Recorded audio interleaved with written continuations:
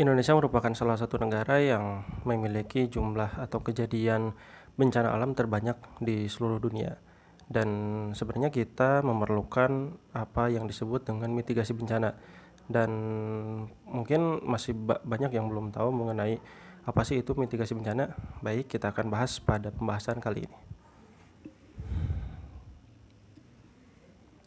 Balik lagi di channel ini, di channel yang mudah-mudahan bisa memberikan informasi yang bermanfaat untuk teman-teman semua yang menonton. Dan kalau misalkan memang informasi ini dapat bermanfaat dan membantu banyak orang, silahkan share juga ke teman, keluarga, ataupun saudara teman-teman. Baik, pada kesempatan kali ini saya akan membahas tentang mitigasi bencana. Tapi sebelum itu, kenapa sih kita perlu membahas tentang mitigasi bencana? Nah, hal ini penting karena Indonesia ini merupakan negara yang memang sering terjadi, sering sekali terjadi bencana, baik itu bencana gempa bumi, banjir, gunung meletus, dan bencana-bencana yang lainnya. Nah, akhir-akhir ini juga kan sering terjadi gempa bumi. Dan apa sih yang harus kita lakukan ketika terjadi gempa bumi? Sebelum terjadi gempa bumi itu apa yang harus kita persiapkan? Dan setelah atau misalkan saat terjadi gempa bumi itu apa sih yang harus kita lakukan? Kemudian setelah atau pasca bencana itu apa yang harus kita lakukan juga. Nah, itu dirangkum dalam mitigasi bencana. Jadi mitigasi bencana itu adalah sebuah upaya untuk mengurangi dampak resiko dari bencana alam. Nah, dalam hal ini mitigasi bencana itu bisa kita bagi menjadi 3 tahapan. Yang tahapan pertama itu adalah tahapan persiapan sebelum terjadinya bencana. Jadi kita kan sudah ketahui ya bahwa di Indonesia itu banyak sekali lempeng tektonik, kemudian banyak juga sesar. Nah, itu yang harus kita persiapkan.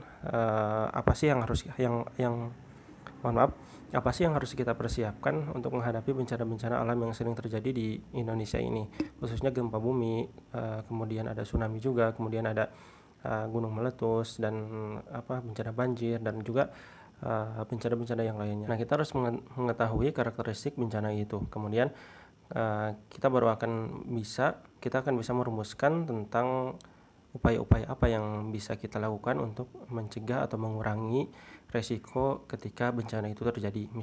Misalkan saat gempa bumi itu terjadi, ketika kita sudah mempersiapkannya sebelum kejadian, maka resiko kerugian terhadap bencana itu dapat diminimalisir.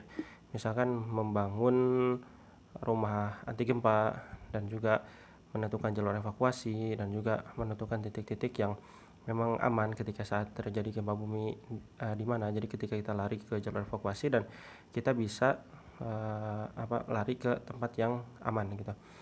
Itu adalah tahap mitigasi bencana awal, yaitu persiapan sebelum terjadi bencana. Kemudian yang kedua itu saat terjadi bencana. Nah, saat terjadi bencana ini apa sih yang harus kita lakukan? Nah, ini adalah bagian dari mitigasi bencana yang harus kita persiapkan. Dengan pertama dengan informasi-informasi yang memang bisa dapat membantu kita ketika terjadi gempa bumi, terjadi bencana. Misalkan terjadi gempa bumi. Ketika gempa bumi itu terjadi, apa yang harus kita lakukan? Nah, kita harus mengetahui langkah-langkah apa sih yang patutnya kita lakukan ketika terjadi gempa bumi. Seperti sebenarnya sudah saya bahas tentang apa sih yang harus kita lakukan ketika terjadi gempa bumi di video ini. Mungkin teman-teman bisa lihat atau bisa telusuri lagi di channel saya. Ya, contohnya ketika terjadi gempa bumi, kita bisa lari ke area atau lapangan terbuka di mana tidak ada gedung ataupun tidak ada benda-benda yang bisa memungkinkan roboh, misalkan tiang ataupun pohon. Nah, kita menjauhi itu semua dan lari atau misalkan mengamankan diri ke lapangan terbuka. Tapi kalau misalkan memang kita tidak sempat lari keluar ruangan, ataupun misalkan kita berada di ruangan yang cukup jauh terhadap jalur evakuasi, dan di dekat kita ada benda-benda yang kokoh, misalkan meja. Nah, kita bisa berlindung juga di bawah meja untuk menghindari reruntuhan yang diakibatkan oleh gempa. Nah, itu salah satu informasi atau pengetahuan tentang mitigasi bencana. Jadi kan tadi ada 3 tahapan ya mitigasi bencana itu. Yang pertama, mitigasi bencana itu dibagi dalam tahapan persiapan sebelum terjadi bencana, kemudian yang kedua saat terjadi bencana, dan yang ketiga adalah pasca bencana. Pasca bencana itu ketika memang bencana sudah terjadi dan apa sih yang harus kita lakukan, langkah-langkah apa yang harus kita lakukan. Nah, kita harus mengetahui informasi-informasi tersebut. Nah, contoh tadi ya gempa bumi. Jadi ketika terjadi setelah terjadi gempa bumi dan misalkan kita berada di dalam ruangan, yang harus kita lakukan yaitu adalah segera keluar ruangan, dan mengamankan diri ke tempat yang terbuka tadi ya. Nah, yang saya jelaskan barusan itu merupakan materi singkat tentang mitigasi bencana, yaitu upaya yang dilakukan untuk mengurangi dampak resiko dari bencana. Seperti yang saya bilang tadi, sangat penting sekali ya untuk pengetahuan mengenai mitigasi bencana ini, karena memang negara kita memang rawan sekali dengan bencana-bencana yang saya sebutkan tadi, seperti gempa bumi, gunung meletus, kemudian banjir, kemudian juga tsunami. Nah, di Indonesia sendiri kurikulum tentang mitigasi bencana itu baru beberapa tahun ini diterapkan gitu. Sebelumnya masih belum ada. Tapi maka dari itu masih kurang sekali pengetahuan masyarakat tentang mitigasi bencana ini. Jadi mudah-mudahan teman-teman yang menonton video ini bisa juga share ke teman-teman yang lain tentang pentingnya untuk mitigasi bencana ini, penanganan yang harus kita lakukan atau langkah-langkah yang harus kita lakukan ketika bencana terjadi. Kalau misalkan kita lihat ya data BMKG, rata-rata dalam sehari itu terjadi beberapa kali gempa bumi ya yang dirasakan di wilayah di Indonesia. Yang terakhir saya lihat itu ada di Lampung kalau nggak salah, 5,9 skala Richter kalau nggak salah. Coba saya cek.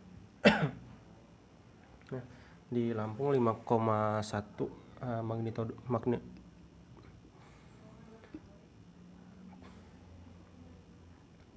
Gempa bumi terakhir terjadi di Lampung 5,1 magnitudo. Jadi memang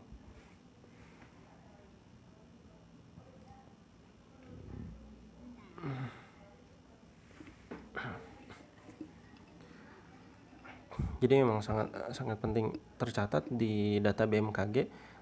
Hari kemarin saja terjadi 3 kali gempa bumi ya, 3 kali gempa bumi yang dirasakan, yaitu berada di Cianjur, kemudian ada juga di Konawe Selatan, kemudian ada juga di Sumur atau Lebak, Banten. Nah, karena intensitas gempa bumi yang juga sering terjadi di beberapa wilayah Indonesia, bahkan kemarin terjadi juga di Bali ya, di Bali dan juga sekitarnya terjadi dan dirasakan gempa bumi sering sekali di daerah sana. Maka dari itu upaya tentang mitigasi bencana ini sangat penting untuk diketahui teman-teman semua. Dan saya tidak akan membahas lebih lanjut tentang mitigasi bencana. Saya akan bahas lebih dalam nanti tentang mitigasi bencana di video selanjutnya. Pada video kali ini saya hanya ingin menjelaskan tentang betapa pentingnya untuk kita mengetahui mengenai informasi dan juga langkah-langkah yang harus kita lakukan ketika terjadi bencana. Dalam artian kita harus mengetahui dan mempelajari tentang mitigasi bencana itu sendiri. Terima kasih telah menonton video ini. Mudah-mudahan bisa bermanfaat. Silahkan share jika memang konten-konten atau video-video yang saya share ini bermanfaat, dan juga silahkan like jika memang dirasa suka dengan video ini, dan juga subscribe jika yang belum subscribe. Terima kasih. Assalamualaikum warahmatullahi wabarakatuh.